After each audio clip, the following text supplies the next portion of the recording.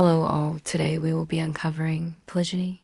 When one man collects wives like spiritual Pokemon, a cheeky, mystical, and soulfully rooted commentary for women and the wonderfully unconventional. Imagine a peculiar nook in human history where a guy with a harem is just the way things are, but flip the script to a woman with a harem and suddenly it's the apocalypse. Welcome to Polygyny, humanity's epic saga of what if one dude thought he was the sun and everyone else just his celestial entourage? Before we embark on this wild ride, let's light a metaphorical candle. Not for Mr. Sun, he's basking just fine. This one's for the wives. Every single one. The spiritual fine print everyone skips. Polygyny often struts in wearing its spiritual costume, divine order. Sacred masculinity, God told me. But if you pay close attention, the heavenly voice sounds remarkably like a guy dodging his inner work. True spirituality is about growth, truth, and personal freedom. Polygyny at its messiest is about expanding one man's household, truth optional yarns, and everyone else trading their freedom like it's a clearance sale. And biblically speaking, even the Old Testament is more of a don't try this at home guide than a thumbs up. Abraham, Jacob, David, Solomon, each one found themselves in a whirlwind of jealousy, squabbles, or outright family pandemonium. The pattern's clear as day: multiple wives, multiple headaches. Miss Marple's wisdom: chase the motive, not the mantra. Slip on those Miss Marple spectacles and suddenly a pattern emerges. The guy claims divine clearance. The ladies are told to be spiritually zen about it. Emotional toil is divvied up among the wives, but his list of chores?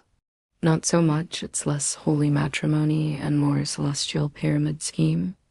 Even the good book spills the tea. Hannah and Peninnah? Cue the jealousy and heartbreak. Rachel and Leah? A saga of rivalry and burnout. Sarah and Hagar? Emotional warfare galore. If polygyny were the heavenly ideal, the Bible wouldn't read like a reality show marathon every time it pops up. The cosmic circus of sharing a husband. Let's dive into the energy pool because vibes don't fib. When a gaggle of gals shares one guy, the energy field turns into a bustling bazaar, a head scratcher, chord central, a Bermuda triangle of emotions. Triangles are fab in math class, but not so fab for heart snugness.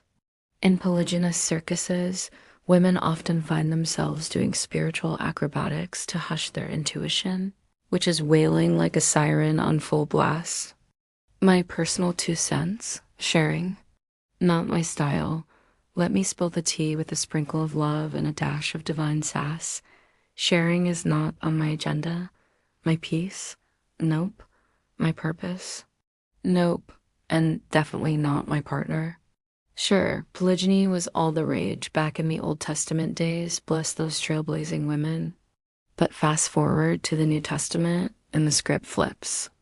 Women started getting some long overdue props, treated like humans with spiritual clout, not just livestock with price tags. Jesus? He was all about the ladies, chatting with them, valuing them, and treating them like equals, not collectibles. Paul? He was in the love your wife like Christ loves the church, camp total devotion, no side quests. When Paul taught church leadership, it was all about being the husband of one wife, underscoring integrity, stability, and mutual respect. No spiritual starter packs here, just the 101 special edition.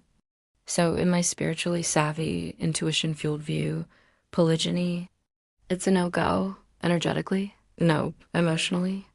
Nada. Spiritually? Not a chance. It doesn't vibe with honoring a woman who knows her worth. I'm not a public amenity. I'm not a timeshare. I'm not a rotating roster. I'm a full-fledged woman, and a full-fledged woman deserves a full-fledged partner. A snappy note on shared vibes and why I'm opting out. People love to act like sharing a partner is just a physical thing, but it's so much more. When you're getting cozy with someone, you're not just sharing sheets, you're swapping energy, Emotions, vibes, and whatever spiritual lint they've collected from others in their connection carousel. It's like plugging your aura into a power strip that's already maxed out. Sparks fly, circuits fry, and suddenly you're exhausted, cranky, or feeling emotions that aren't even yours. Multiple partners don't just blend energies, they knot them up. And I don't do knots. I don't do shared sockets. I don't do vibe smorgasbords. My energy field is sacred, curated, and spiritually air conditioned. If someone wants in, they need to show up solo, not toting the energetic fingerprints of a trio like spiritual carry-on baggage, the unspoken comedy of double standards. Let's spill the beans. Imagine if women suggested one woman, multiple husbands, it'd be like setting off fireworks on a powder keg. Men would organize emergency summits. New laws would be scribbled faster than you can say polyandry. Someone would whip out a Corinthians quote. Fox News would break out their special report that let a man suggest multiple wives, and poof, it's suddenly tradition. A cheer to the sagacious sisters, to every woman who's ever been told, just pray harder, be extra accommodating, or trust the divine blueprint when that blueprint looks a bit lopsided.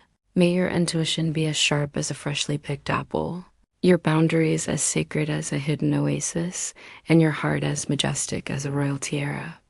You weren't meant to be a sidekick in someone else's celestial sitcom. And if you're pondering polygyny, may you pause, savor the moment, and choose wisely, because your soul deserves nothing less than a love that celebrates you completely. Need more help? Check out the pros, healers, and spiritualists. Thanks for watching, DPC.